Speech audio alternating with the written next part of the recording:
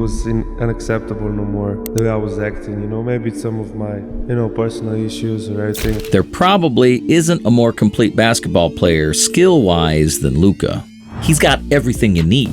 Luka can score from anywhere on the floor, make amazing passes, grab rebounds, and carry a team on his back. He can do whatever he wants to do, and this has led to him winning Rookie of the Year and earning multiple All-Star and All-NBA selections. But despite how celebrated his stats and accomplishments are, as a 6'7" point guard, Luka is becoming one of the most polarizing players in the league. People love him when he's killing teams single-handedly, but some aren't fans of the way he carries himself and how he plays. So why are opinions on Luka so divided? We'll go over that and more today. But before we get into it, please like the video and subscribe to the channel. Thank you for watching one of the best new basketball channels on YouTube, Swish Archives. Luka Doncic broke into the league as a young phenom who went on to become the next basketball prodigy. At just 19 years old, he was doing things that seasoned veterans couldn't do, putting up ridiculous stats while embarrassing some of the best players in the league with his combination of size, skill, and basketball IQ. At 6'7", he had all the skills a basketball player needs because he could drive to the basket, finish strong against any defense, create shots off the dribble, and demolish defensive schemes. He has a scoring ability similar to James Harden and the basketball IQ similar to a veteran player. The only thing he doesn't have is crazy athleticism, but the basketball gods thought it would be too unfair to turn Luka into the perfect baller. After all, when you've been outplaying grown men in Europe as a teenage prodigy, you're bound to do the same in the NBA. Luka got drafted third behind DeAndre Ayton and Marvin Bagley in the 2018 NBA draft before the Dallas Mavericks completed a draft day steal that sent Trae Young to the Atlanta Hawks. Since then, the youngest EuroLeague MVP has been dominating.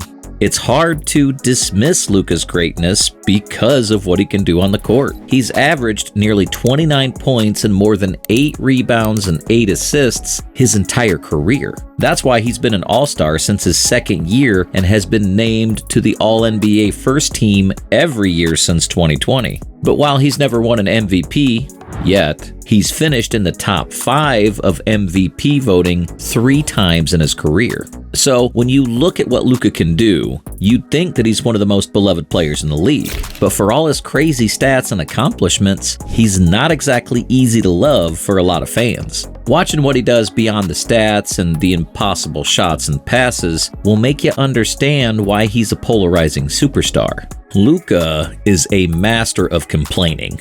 A guy his size and skill is an expert at getting to the basket where he's supposed to be unstoppable because of his craftiness. But when he gets hit hard and doesn't get a foul called in his favor, he makes sure to let the referees hear about it. It's as if Luka thinks he's the only player who doesn't get the fouls on him called. Instead of jogging back on defense or moving on from a non-call to focus on the next play, Luka prefers to let the refs have a good earful of his thoughts. This is interesting because Luka grew up in the European basketball system, where defenses are allowed to be more physical than in the NBA. That's why you don't see a lot of European NBA players complaining. In Luka's case, however, he's quite opinionated when he gets fouled on his way to the basket. Because of his expressive way of complaining, Luka's been in the top 10 players with the most technical fouls since 2020, going neck for neck with Draymond Green, another expressive player. He's had double digits in technical fouls since the 2019-20 season, and in 2024, he topped the league in that department with 19 techs. The frustrating part is he seems to never learn from his mistakes, even though he's aware that he's almost always going to get called for a technical when he tries to express himself. While a technical foul, which awards a free throw and the possession to the opponent, doesn't look that bad, it can still change the flow of a game. Technical fouls can help opposing teams start a run or deflate your own team's run. And the Mavs have had games they could have won had it not been for Luka's constant complaining. Fans want to see the best players in the world focusing on the game and moving on from non-calls instead of wasting a possession crying to the refs. But you can't always blame Luka for his constant complaining. Sometimes he actually makes sense. When you watch the way he controls the game, you'll see that the only way for some defenders to stop him is to actually foul him, only for Luka not to get a call in his favor.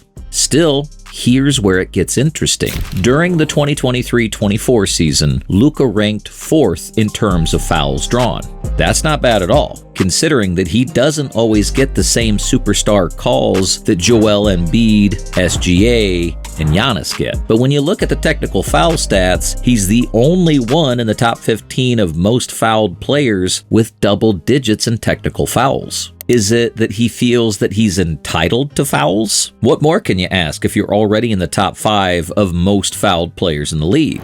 All-time greats like Michael Jordan and Kobe Bryant didn't complain, no matter how hard the defense played them. Instead, they just moved on and let their games do the talking. Even Shaq, who constantly got hit by defenders in the paint and always saw multiple guys crowding him, didn't complain as much as Luka does. Shaq talked about the moment he realized he can't get every call. Sir, next time somebody hack a Shaq me, I don't mind taking 15, 20 games. And he says, son, if we call every foul that was committed on you, the game will last 4 hours. And he says, Shaq, you're over here complaining about fouling? I got 2018s complaining about you. Even if you don't use the complaining narrative against Luka, it's also obvious that he easily gets frustrated when he doesn't get fouls called in his favor or when he believes the refs aren't being fair with their whistles. To his credit, he sometimes knows how to keep his mouth shut when he doesn't get the call that he wants, but he shows his frustration in his body language, refusing to play defense or trying to get too physical with his defensive assignment to test the referee's patience. One of the most infamous examples of that was Game 3 of the 2024 Finals. Luka shut a lot of critics up by leading his team to the finals for the first time in his career.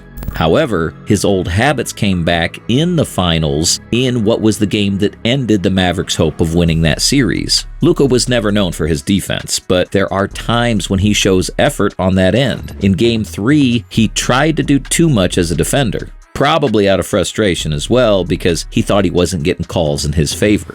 The game was close with 4 minutes left on the clock, but Luka fouled out of the game in what was supposed to be a crucial stretch for the Mavs, who were only down 3 points.